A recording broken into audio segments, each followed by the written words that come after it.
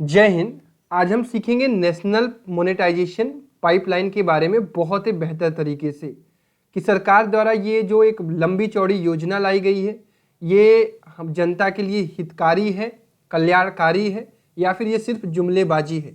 इसको बहुत ही विस्तार में समझेंगे। अपने छोटे छोटे बच्चे जो स्कूल के बच्चे हैं उन्हें भी समझना जरूरी है, क्योंकि वो इकोनॉमिक्स पढ़ते हैं, वो ज़्यादा इन चीज़ों को रिलेट कर पाएंगे। इसका किस चैप्टर से संबंध है वो भी मैं बताऊंगा। फिर उस चैप्टर का अलग से ओवरव्यू वाली एक वीडियो आएगी। इसके नेक्स्ट जैसे ही वीडियो एंड होगी उसके बाद एक वीडियो आएगी आधे एक घंटे बाद, वो वीडियो एनसीईआरटी का ओवरव्यू होगा, उसको भी देखिएगा। तब आप इस पूरे कॉन्सेप्ट को चैप्टर से रिलेट करेंगे तो चीज़ें आपको बेहतर समझ में आएंगी। चलिए इस वीडियो में इस चीज़ को सीखने की कोशिश करते हैं, समझने की कोशिश करते हैं कि बेसिकली हुआ क्या है।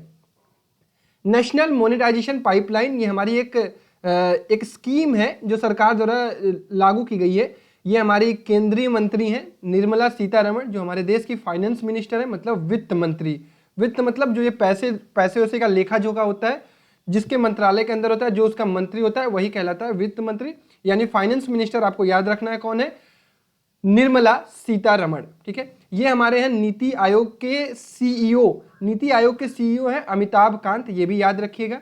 ये कौन है, राहुल गांधी हैं, अपोजिशन के लीडर हैं। आप लोगों को पता है कि राष्ट्रीय कांग्रेस पार्टी जो है उसके पूर्व अध्यक्ष हैं। ये है पी चिदम्बरम, जो कि गृह मंत्री रह चुके हैं यूपीए के कार्यकाल में। तो सरकार हमारे देश की बहुत सारी जो सरकारी संपत्ति है उनको लीज पर देने जा रही है। लीज पर देने का क्या मतलब है, किराए पर देने जा रही है। मतलब पब्लिक सेक्टर की चीजों को निकाल कर प्राइवेट सेक्टर में देने जा रही है अगले 4 से 5 सालों के लिए, या फिर जहां तक की डीलिंग की जाए। इस चीज को राजनीति से हटकर सोचने की कोशिश करिएगा, समझने की कोशिश करिएगा। कहीं से भी आप ये नहीं सोचिएगा कि ये मोदी सरकार को हम पसंद करते हैं तो ये उनके पक्ष की तरह से हम सोचेंगे, या फिर अगर आप मोदी सरकार को पसंद नहीं करते हैं तो उस डायरेक्शन में सोचेंगे तो चीजें आपको शायद उतनी बेहतर ना समझ में आए। एक इकोनॉमिक दृष्टि से अगर आप चीजों को देखने की कोशिश करेंगे तो आपको चीजें बेहतर समझ में आएंगी।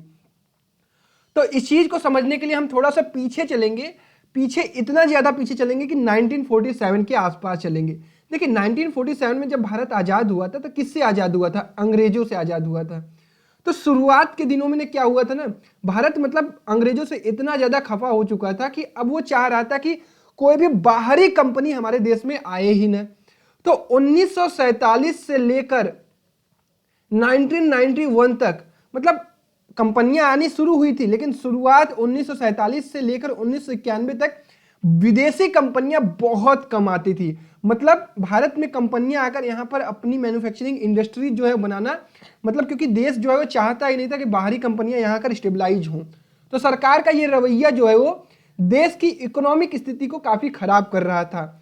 1991 के आसपास देश की आर्थिक स्थिति बहुत खराब हो चुकी थी। देश बहुत गरीब हो चुका था, देश के पास पैसा बहुत कम बचा था अपने जनता को खिलाने पिलाने देने के लिए। तो अब सरकार को, जो भी उस समय सरकार थी, उसको देश को आर्थिक तंगी से बाहर निकालना था। तो उस समय की गवर्नमेंट पीवी नरसिम्हा राव की गवर्नमेंट थी। पीवी नरसिम्हा राव की गवर्नमेंट थी, वो भी एक यूपीए सरकार ही थी, मतलब कांग्रेस की ही सरकार थी। उस समय देश के वित्त मंत्री हुआ करते थे डॉक्टर मनमोहन सिंह। कौन हुआ करते थे, डॉक्टर मनमोहन सिंह। उन्होंने और उनकी एक जो समिति है उन्होंने एक बहुत ही बढ़िया रिफॉर्म लेकर आया जिसका नाम था एलपीजी रिफॉर्म्स 1991। ये क्या है, ये रिफॉर्म्स को आप थोड़ा सा समझ लीजिए, लिबरलाइजेशन, प्राइवेटाइजेशन एंड ग्लोबलाइजेशन। देखिए ग्लोबलाइजेशन का मतलब आप क्या समझते हैं कि हमारा देश जो है वो पूरे विश्व में कैसे जाना जाए, विश्व से हम कैसे कंपीट कर पाए, विश्व में हमारे देश का नाम कैसे हो। हम जैसे कि हमारे देश का कोई प्रोडक्ट है वो विश्व में भी जाके कहीं बिके, कहीं का प्रोडक्ट है वो हमारे यहाँ भी आके बिके, कहीं की कंपनी है वो हम भी आकर हमारे यहाँ भी मैन्युफैक्चरिंग करें, हमारी कंपनियां कहीं और भी जाकर मैन्युफैक्चरिंग करें। तो इस चीज पर जोर दिया जाने लगा। ग्लोबलाइजेशन एक पहला फैक्टर था। एलपीजी को आप सबसे पहले ग्लोबलाइजेशन से समझिए, पूरे देश को हम ग्लोबली कनेक्ट करने की कोशिश कर रहे थे। इसके अलावा प्राइवेटाइजेशन, निजीकरण। प्राइवेटाइजेशन का मतलब यह होता है कि सरकार की ऐसी ऐसी सरकारी, जैसे कि आप हर कंपनी हर चीज सरकार नहीं चला सकती है। अब आप सोचेंगे कि देश की हर एक कंपनी हर एक चीज पर सरकार का ही हाथ रहे तो चीजें ऐसे मैनेज नहीं हो पाएंगी। आप लोगों को भी पता है कि सरकारी चीजें कैसे चलती हैं। तो सरकार ने कुछ चीजें जो है प्राइवेट कंपनियों को सौंपना शुरू की, अपनी चीजों को बेचना शुरू किया। प्राइवेटाइजेशन पर एक नया प्राइवेटाइजेशन नाम से एक नई चीज शुरुआत की गई, मतलब देश की सरकारी कंपनियों को प्राइवेट हाथों में दिया जाने लगा ताकि चीजें भी बेहतर हो सके और इकोनॉमिक रिफॉर्म आ सके, सरकार के जेब में पैसा आ सके। देखिए सरकार के जेब में पैसा नहीं रहेगा तो सरकार आपके लिए कल्याणकारी काम नहीं कर पाएगी। सरकार केवल टैक्स से इतना पैसा नहीं जुटा सकती जिससे आपको सारी चीजें दे सके, ठीक है। तो ये प्राइवेटाइजेशन उस समय किया गया था। उसके अलावा लिबरलाइजेशन, उदारीकरण, जैसे ना लिबरलाइजेशन क्या होता है, उदार बनना, मतलब एकदम हाँ चलो भाई तुम्हारी कंपनी है, हमारे देश में आना चाहते हो, आ जाओ आ जाओ और यहाँ पे अपनी कंपनी लगा दो, कोई दिक्कत नहीं है। अच्छा तुम भी आना चाहते हो, आ जाओ उत्तर प्रदेश में लगा दो, आ जाओ मध्य प्रदेश में लगा दो। तो देश जो है वो धीरे धीरे लिबरल होने लगा, उदार होने लगा, बाहरी कंपनियों को यहाँ स्टेबलाइजेशन मतलब स्टेबलाइज करने की छूट देने लगा और ये बहुत हद तक देश के इकोनॉमिक रिफॉर्म को आगे बढ़ाने में काम किया। यहां से जो है वो एक नई शुरुआत हुई, क्योंकि 1991 के आसपास देश बहुत आर्थिक तंगी से जूझ रहा था और 1991 के आसपास बहुत सारी ऐसी घटनाएं हुई थी, जैसे 1992 के आसपास बाबरी मस्जिद टूटी थी। उस समय जो है वो काफी देश में तनाव का एक माहौल था, बहुत सारी चीजें घटी थी। तो ये जो इकोनॉमिक रिफॉर्म था, LPG system, liberalisation, privatisation and globalisation, वो चीज देश को एक आगे ले जाने में हद तक काम किया था। अब इसके आगे मैं आप सभी लोगों को बता दूं कि अगर आप एनटीएससी की तैयारी कर रहे हैं तो आप हमारा एक आराम टेस्ट सीरीज है, ये ज्वाइन कर सकते हैं। ये टेस्ट सीरीज आपके लिए बहुत हेल्प करेगी, जिसमें हम एनटीएससी का फुल टेस्ट प्रोवाइड कर रहे हैं with personal mentorship through zoom meeting, बहुत सारी चीजें हैं, वीकली टेस्ट भी है। इसके लिए आपको 299 रुपीज पे करना है। रैंकर्स लाइव का ऐप है, वहां से ऐप से प्ले स्टोर से हमारा ऐप डाउनलोड करके चीजों को देख सकते हैं। अब इसके आगे मैं आपको डिस इन्वेस्टमेंट पर बात बताऊंगा, लेकिन उससे पहले मैं आपको बता दूं कि देश में क्या क्या कब कब क्या क्या हुआ है। देखिए डिस इन्वेस्टमेंट को समझने से पहले मैं आपको बता दूं कि 1991 से लेकर 1999 तक जो है वो कांग्रेस की सरकार थी, ठीक है। इसके बाद 1999 से लेकर 2004 तक यहां पर अटल बिहारी वाजपेयी की सरकार थी। देखिए सरकारों का भी एक अलग अलग रवैया होता है काम करने का। इसके बाद 2004 से लेकर 2014 तक किसकी सरकार थी, यूपीए गवर्नमेंट, मतलब मनमोहन सिंह की सरकार थी, कांग्रेस की थी। इसके बाद 2014 से लेकर अभी तक 2021 तक किसकी सरकार है, मोदी गवर्नमेंट यानी एनडीए गवर्नमेंट, ठीक है। ये चीज अब आपको समझाता हूं मैं डिस इन्वेस्टमेंट क्या होता है। आप लोगों ने सुना होगा कि सरकार जो है वो स्पाइस जेट को बेच रही है, मतलब एयर इंडिया को बेच रही है, भारत पेट्रोलियम को बेच रही है। ये चीज आपने कब सुना था, 2019 में, ठीक है। इसके बारे में बहुत डिटेल में मैं आपको समझाऊंगा और बहुत आसान भाषा में। 2019 में आपने सुना होगा कि देश की बहुत सारी ऐसी सरकारी कंपनियां हैं जिसको सरकार जो है वो कुछ तो बेच रही है, कुछ शेयर बेच रही है। शेयर क्या होता है, जैसे मेरा कोई सामान है, उसमें मेरा 100% हिस्सा है कि ये मेरा ही है, तो मैं क्या कर रहा था कि इसमें से 70%, 60%, 30% किसी न किसी को बेच दे रहा हूं कि भाई तुम ये खरीद लो, तुम भी अपना पैसा लगाओ और तुम भी यहां से कमाओ। तो ये सरकार डिस इन्वेस्टमेंट की एक नई पॉलिसी लेकर आई थी 2019 में, जहां पर उन्होंने कहा था कि हम इस पॉलिसी से लगभग 1.95 लाख करोड़ के आसपास, डाटा अगर हो सकता है कि करेक्ट ना हो, एक बार मैं चेक कर लूं, सॉरी 1.05 लाख, 1 लाख करोड़ के आसपास जो है पैसा जुटाने का एक सरकार का एक विजन था कि हम क्या करेंगे, डिस इन्वेस्टमेंट करेंगे, कुछ सरकारी संपत्तियों को प्राइवेट एजेंसियों को शेयर बेचेंगे, इसको पूरी तरह से नहीं बेचेंगे, शेयर इसका बेचेंगे, कुछ भाग जो है वो आप खरीद लीजिए और इसमें इन्वेस्ट करिए और चीजों को चलाइए और आप भी पैसा कमाइए, हमारे पास भी पैसा आ जाए। ऐसा सरकारें क्यों कर रही थी, आपको मैंने 1999 का चीजें बताई, ऐसी सरकारें क्यों कर रही हैं और क्यों करना पड़ रहा है। देश में सिर्फ टैक्स से देश को चलाना काफी मुश्किल होता है, क्योंकि ये देश भारत जो है काफी बड़ा है, बहुत सारी ऐसे काम होते हैं जिनको करने के लिए हमें देश की सरकार को बहुत पैसा चाहिए होता है और इतना पैसा टैक्स से कलेक्शन नहीं हो पा रहा है। सरकार लगातार कोशिश कर रही है कि टैक्स में इजाफा हो, टैक्स जो है वो ज्यादा कलेक्ट हो, जिससे सरकार काम अच्छे तरीके से कर पाए, लेकिन वो चीज पॉसिबल नहीं हो पाता है। तो इस स्थिति में सरकार के पास पैसे की कमी होती है, तो सरकार जो है वो इसका एक अलग तरीका निकाल रही है कि हम जो वो सरकारी कंपनियां हैं जिस पर हम काम नहीं कर रहे हैं, जो चीज़ फालतू पड़ी है उसको या तो डिसइन्वेस्टमेंट करें या तो प्राइवेटाइज करें, या फिर अब एक नई पॉलिसी आ रही है जिसके बारे में मैं आगे आपको समझाने वाला हूं, मोनेटाइजेशन।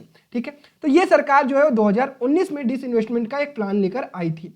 अब मैं आपको बता दूं कि डिसइन्वेस्टमेंट किस किस सरकारों ने किया हुआ है। 1991 में चीजें शुरू हुई थी, 3000 करोड़ के आसपास जो है वो पहली बार डिसइन्वेस्टमेंट की गई थी यूपीए गवर्नमेंट में। ठीक है, उस समय नरसिम्हा राव की गवर्नमेंट थी।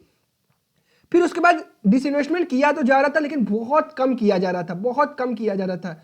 जब 1999 के आसपास चीजें आई, 1999 से एक बार चीजें फिर बढ़ना शुरू हुई। हालांकि 1999 में 2000 में चीजें कम थी क्योंकि इस समय कारगिल का युद्ध हुआ था, देश फिर एक बार आर्थिक तंगी से जूझ रहा था थोड़ी बहुत। ठीक है, उसके बाद 2003-4 में 15,000 करोड़ का डिसइन्वेस्टमेंट किया गया। मतलब अटल बिहारी वाजपेयी की सरकार ने, जो एनडीए गवर्नमेंट थी, एक बार फिर से प्राइवेटाइजेशन को जोर दिया। क्योंकि देखो, प्राइवेटाइजेशन से देश का विकास होता है। देश की सरकारों के पास अगर पैसा आएगा तो देश की सरकार इंफ्रास्ट्रक्चर पर और वर्क करेगी। बेसिकली सरकारों की अलग अलग सोच होती है कि अगर प्राइवेट हाथों में जाएगा तो हमारे पास ज्यादा पैसा आएगा और हम ज्यादा काम कर पाएंगे, और कुछ सरकारें ये सोचती है कि प्राइवेट एजेंसियों के पास जाएगी चीजें तो हमारे देश की मतलब चीजें अच्छी नहीं होंगी, ये सारी चीजें होंगी। लेकिन उसके बाद जब फिर से यूपीए गवर्नमेंट आई, फिर से डिसइन्वेस्टमेंट नीचे चला गया। मतलब प्राइवेटाइजेशन जो भी चीजें हो रही थी वो काफी नीचे चला गया। लेकिन फिर यूपीए 2, ध्यान रखिएगा, यूपीए 2 जो आज कांग्रेस की पार्टी ये कह रही है कि हम इस तरह की चीजें नहीं कर रहे हैं, उनकी ये चीजें समझिएगा। इन्होंने 2009-10 में 23,000 के आसपास डिसइन्वेस्टमेंट किया, 23,000 करोड़ का, फिर 22,000 करोड़ का, फिर 13,000 करोड़ का, फिर 23,000 करोड़ का, फिर 15,000 करोड़ का। तो आप एक अनुमान लगाएंगे तो 20-20, 40-20, 60, 10-70, 10-80, लगभग 1 लाख करोड़ का डिसइन्वेस्टमेंट इन्होंने भी 5 साल में किया था। जो आज ये कह रहे हैं कि हम इस तरह की चीजें नहीं किए, हमने देश को नहीं बेचा है। देखिए, देश को बेचना ये नहीं कहलाता है। आप इस अच्छे तरीके से चीजों को समझने के लिए करिए, ये देश नहीं बेचा जा रहा है, देश में पैसा लाया जा रहा है ताकि देश का एक और विकास हो। हम वहीं पर हमेशा स्टैंड नहीं रह सकते हैं, क्योंकि अलग अलग देश की बहुत देश जो है वो इस तरह की पॉलिसीज को अपनाते हैं। सरकार के हाथ में सारी चीजें हमेशा रख नहीं सकते हैं। अगर सरकार रखे रहेगी तो उसका विकास कैसे होगा? ठीक है, सरकारी चीजें ऐसी काम नहीं कर पाती हैं। तो ये डिसइन्वेस्टमेंट की पॉलिसी जो है यूपीए 2 ने भी बहुत अच्छे तरीके से अपनाई और बहुत बेहतर डिसइन्वेस्टमेंट किया। इसके बाद अब आई एनडीए की सरकार, जिन्होंने इस पर हद से ज्यादा जोर दिया, और 2019 में इनका टारगेट था 1 लाख करोड़ का डिसइन्वेस्टमेंट। उसके बाद फिर से 84,000 करोड़ 2018-19 में, फिर उसके बाद 2019-20 में 34,000 करोड़, ये 2017-18 की बात है, 1 लाख करोड़ का डिसइन्वेस्टमेंट इन्होंने किया। तो बेसिकली एनडीए गवर्नमेंट के पहले यूपीए 2 गवर्नमेंट ने भी डिसइन्वेस्टमेंट पर जोर दिया था, और ये देश के विकास के लिए जरूरी है। आप बार बार ये ना सोचें कि केवल सरकार जो है देश की संपत्ति को बेचना चाहती है। इस चीज को आप आसान भाषा में इस तरह से समझ सकते हैं, जैसे कि आपका कोई घर है, ठीक है, आपका कोई घर है, आपके पास 2 घर है, एक घर जिसमें आप रह रहे हो, एक कोई और घर है जो कि एकदम फालतू पड़ा हुआ है, उससे आपका कोई फायदा नहीं हो रहा है। तो क्या आप उस घर को केवल देखेंगे कि नहीं मेरा घर है, इस घर में कोई और नहीं आना चाहिए? आप क्या करेंगे, वो घर जो आपका पड़ा हुआ है उसमें किसी को रेंट दे देंगे कि कोई भैया किराए पर आकर रहे और इसका देखभाल भी करे और मुझे कुछ पैसा भी दी। मेरा घर तो मेरा घर ही रहेगा, जो खाली पड़ा था घर उसमें अगर कोई आके रह रहा है और मुझे कुछ पैसा दे रहा है तो मुझे क्या दिक्कत है? तो आप लोगों ने देखा होगा कि चीजें रेंट पर दी जाती है, तो बहुत सारे लोग इस तरह के रेंट पर चीजें देते हैं। लेकिन अब आप ये भी सोच सकते हैं, मान लीजिए आपके दादाजी का कोई घर है और आप उसको रेंट पर देना चाहते हैं, तो दादाजी खफा तो होंगे ही होंगे, हैं मेरा घर कैसे रेंट पे दे रहा हो? तो यही सारी चीजें हैं कि आज की जो यूपीए गवर्नमेंट है, जो आपने देखा कि कांग्रेस गवर्नमेंट इस तरह से कह रही है कि जो देश की सरकार ने 70 साल में कमाया उसको मोदी सरकार इतने सालों में बेच रही है। देखिए, ये किसी की संपत्ति नहीं है, ये जो सरकारी संस्थाएं हैं, जो सरकार की एक जरक, ना तो एनडीए की है, ना तो मोदी सरकार की है, ना तो यूपीए की है, ये देश का है। जो देश चलाता है वो देश के विकास के लिए अलग अलग तरीके अपनाता है, वो देश के संपत्ति को अलग अलग तरीके से यूज करता है, और सबकी सोच यही होनी चाहिए कि कैसे देश का विकास हो, देश में पैसा आए, इन्वेस्टमेंट आए और देश में कल्याणकारी काम किए जा सके। तो इस चीज को आप इस तरह से रेंट के माध्यम से अच्छे तरीके से समझ सकते हैं। अब आते हैं ये जो नेशनल मोनेटाइजेशन पाइपलाइन, एक नई स्कीम लॉन्च की गई है, ये क्या है अब समझ में आपको बेहतर आएगा। ठीक है, आई होप थोड़ा सा आप पेशेंस रख रहे होंगे। अगर आप देखिए अच्छे से चीज़ों को समझना चाहते हैं तो अगर आप शुरुआत से समझते हुए आएंगे तो आप एक जो धारणा लेकर बैठे हुए हैं कि सरकार जो है देश को बेच रही है, this is not correct. Clear है?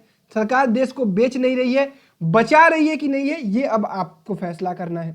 एसेट्स फॉर मोनेटाइजेशन, जो सरकार है, सरकारी संपत्तियां कौन कौन सी संपत्ति है जिसको सरकार मोनेटाइज करने जा रही है? 26,700 किलोमीटर हाईवेज को क्या करेगी? प्राइवेट हाथों में देगी, और उनका अनुमान है कि यहां से हम 1.5 लाख करोड़ के आसपास पैसा जुटाएंगे। रेलवेज को दे रही है जिसमें से 400 स्टेशन 150 ट्रेन के आसपास है, जिससे 1.5 लाख करोड़ का रुपया जुटाएगी। पावर ट्रांसमिशन लाइंस जो बिजली पैदा करती है उन सब की लाइन, यहां से वो 60-70 हजार करोड़ रुपया जुटाएगी। नेशनल गैस पाइपलाइन जिससे 24,000 करोड़ रुपया, पावर जनरेशन इससे 30,000 करोड़ रुपया, पाइपलाइन ऑयल पाइपलाइन इससे 22,000 करोड़ रुपया, tower of BSNL and MTNL 0.39 crore रुपए, मतलब 40,000 करोड़ रुपए, माइनिंग से कोल माइनिंग प्रोजेक्ट से 30,000 करोड़ रुपए, एयरपोर्ट्स एंड पोर्ट्स से 30 से 35,000 करोड़ रुपए, स्टेडियम 2 स्पोर्ट्स नेशनल स्टेडियम को 11,000 करोड़ रुपया। बेसिकली देखिए सरकार जो कह रही है, मैं आपको बता रहा हूं, सरकार ये कह रही है कि हम किसी भी चीज को किसी प्राइवेट हाथों में बेच नहीं रहे हैं, ये रहेगी सरकार की ही संपत्ति, हम इसको किराए पर दे रहे हैं कि जो भी प्राइवेट कंपनियां इसको खरीदना चाहें आकर खरीदें, हमें पैसा दें, हम उस पैसा का सरकार जो है वो अलग अलग कामों में यूज करेगी, और आप इन संपत्तियों को लेकर जाइए, अपने तरीके से काम करिए। हालांकि हमारी देखरेख के अंदर में ही होगी सारी चीजें, बस अब आपके हाथ में रहेगा, आप जैसे चाहे वैसे यूज करिए। अब इसका अलग अलग इफेक्ट हो सकता है, अलग अलग चीजें हो सकती है कि जब सरकारी संपत्तियां प्राइवेट हाथों में जाएंगी तो हो सकता है कि ये अलग अलग चीजों का किराया बढ़ा दे, अलग अलग चीजों का दाम बढ़ा दे, क्योंकि वो तो पैसा लगा रही हैं, इतने हजार करोड़ रुपए लगा रही हैं, तो वो भी तो चाहेंगे ना कि कमाएं। तो वो ये एक पॉसिबिलिटी है कि इस प्रोसेस से कहीं महंगाई और ज्यादा ना बढ़ जाए, ये एक यहां से एक डिमेरिट लोगों को दिख रहा है और लोगों के अंदर डर है। सरकार को इस पर चीजें क्लियर रखनी चाहिए कि भविष्य में क्या होता है, क्या हम अगर इस तरह से चीजें दे रहे हैं प्राइवेट हाथों में तो क्या प्राइवेट कंपनियां एकाएक सब चीजों का दाम बढ़ा देंगी, जो भी सरकारी लोग यहाँ पे नौकरी कर रहे हैं उनकी नौकरी पर क्या इफेक्ट पड़ेगा, इन फ्यूचर इन जॉब्स पे क्या इफेक्ट पड़ेगा, ये सारी चीजें सरकार को लोगों को समझानी चाहिए, जिससे लोगों के मन में भ्रम ना आए कि सरकार जो है वो देश को तो नहीं ना बेच रही है, सरकार जो है पैसा अपने पास नहीं ना कमाना चाहती है। देखिए आप इस चीज को समझिए, सरकार अगर कोई भी पैसा ले रही है, सरकार अपना जेब नहीं भर रही है, सरकार को जो आप टैक्स भरते हैं उससे क्या होता है, लोगों को लगता है कि why I am giving my tax, मैं अपना पैसा क्यों पे कर रहा हूं। टैक्स आप इसलिए दे रहे हैं ताकि आप देश का विकास कर सके, देश को आगे लेके जा सके, हर व्यक्ति का हाथ होता है देश को आगे लेके जाने में। और अगर कहीं ना कहीं अगर मोनेटाइजेशन इंडिया कर रहा है तो इसका देखिए 1991 का रिफॉर्म जो हुआ था, एकाएक चीजें बदलती हुई नहीं दिखी थी, बहुत सालों बाद दिखा था कि नहीं, आज भी लोग कहते हैं कि 1991 का रिफॉर्म जो है वो देश के लिए काफी हेल्पफुल है। और अगर हो सकता है कि 10 साल बाद इन सब सारी चीजें देखें कि देश की इकोनॉमी जो है काफी ज्यादा ग्रोथ कर रही है, हम काफी ज्यादा आगे आए हैं, हमारे देश का जो विकास हुआ है काफी ज्यादा हुआ है, इस मोनेटाइजेशन पॉलिसी से, इस मोनेटाइजेशन नेशनल मोनेटाइजेशन पाइपलाइन के माध्यम से देश की जो गवर्नमेंट है अगर टारगेट करिए 6 लाख करोड़ रुपया जुटाने का अगले 5 सालों में, अगर ये इतना पैसा आता है तो जो हमारा टारगेट है कि 100 लाख करोड़ का हम इंफ्रास्ट्रक्चर डेवलप करेंगे देश में, जो अभी 2021 के 15 अगस्त को भारत के प्रधानमंत्री ने लाल किले से ये कहा कि हम देश में 100 लाख करोड़ का इंफ्रास्ट्रक्चर डेवलप करना चाहते हैं। तो ये सारी चीजें हैं, अगर धीरे धीरे सरकार कोशिश कर रही है तो we should support the government, because the government wants कि इतना ज्यादा पैसा आए सरकार के पास कि सरकार हर काम कर सके, क्योंकि भविष्य को देखना है ना, आपको प्रेजेंट केवल नहीं देखना है। बीच में आप लोगों को भी पता होगा कि बहुत सारी एक्टिविटीज ऐसी हुई, कोविड आया, कोविड के कारण सरकार के खजाने पर काफी ज्यादा प्रॉब्लम्स हुई, बहुत ज्यादा पैसा खर्चा हुआ, बहुत सारी चीजें हुई है इस बीच में, जिसके लिए सरकार को ऐसे ऐसे कदम उठाने पड़ रहे हैं। देखा जाए तो ये सरकार की मजबूरी भी है और ये देश की आवश्यकता भी है। आपको क्या लगता है, आप कमेंट बॉक्स में जरूर कमेंट करिएगा। मैंने सरकार, हाँ अब ये मैं आपको एक बात और बता देता हूं कि विपक्ष का क्या कहना है। विपक्ष का यहां पे कहना है कि हमने भी ऐसी चीजें की थी, हम ये मानते हैं कि हमने भी ऐसी चीजें की थी, बट हमने स्ट्रैटेजिक चीज़ों को नहीं बेचा था। स्ट्रैटेजिक चीज़ों का उनका कहना का मतलब है कि हमने रेलवेज को नहीं बेच दिया था, हमने रोड को नहीं बेच दिया था, हमने कुछ ऑयल मतलब कि इस तरह की चीज़ें को नहीं बेचा था जो एकदम सरकार, जिससे देश के युवाओं को और देश की जनता को सीधा इफेक्ट पड़ता हो। तो इस तरह का एक आर्ग्यूमेंट है जो पॉलिटिकल पार्टीज हमेशा इस तरह से करती रहती है। तो आपको पॉलिटिकल पार्टीज को लेकर नहीं सोचना है, आपको एक इकोनॉमिक रिफॉर्म के नजरिए से इस चीज को देखना है। और मैं आप लोगों को बता दूं, इससे रिलेटेड दो चैप्टर हैं। एक तो है क्लास 10th का sector of Indian economy, sector of Indian economy, यह है चैप्टर नंबर 2। हालांकि वीडियोज आने वाली है, अगले आधे एक घंटे में एक वीडियो और आ जाएगी, उसमें मैं इस चीज का, इस चैप्टर का ओवरव्यू कर दूंगा। And globalisation and Indian economy, globalisation and Indian economy. अब आप इन दोनों चैप्टर को पढ़ेंगे, आपको इतना बेहतर समझ में आएगा और आपको पढ़ने में इतना मजा आएगा कि मैं इस चीज की गारंटी दे सकता हूं। तो मैं उम्मीद करता हूं कि चीजें मैंने आपको बहुत आसान भाषा में समझाने की कोशिश की। सरकार क्या कर रही है, मैं एक बार फिर से आपको एक लाइन में बता दे रहा हूं। सरकार के पास बहुत सारी संपत्ति पड़ी हुई है, सरकार उसमें से उस संपत्ति को उठा के प्राइवेट हाथों में दे रही है जो संपत्ति वो यूज नहीं कर रही है या फिर बहुत कम यूज कर रही है। बस सरकार का यही कहना है, अपोजिशन का यही कहना है कि आप बेचिए, आप प्राइवेटाइज करिए, आप मोनेटाइज करिए, बट ऐसी चीजों को मोनेटाइज मत करिए जिससे जनता पर इफेक्ट पड़े। ये दोनों चीजों की राय है। आपकी राय क्या है कमेंट बॉक्स में कमेंट जरूर करिएगा। वीडियो पसंद आए तो वीडियो को लाइक करें, नए हैं तो चैनल को सब्सक्राइब करें।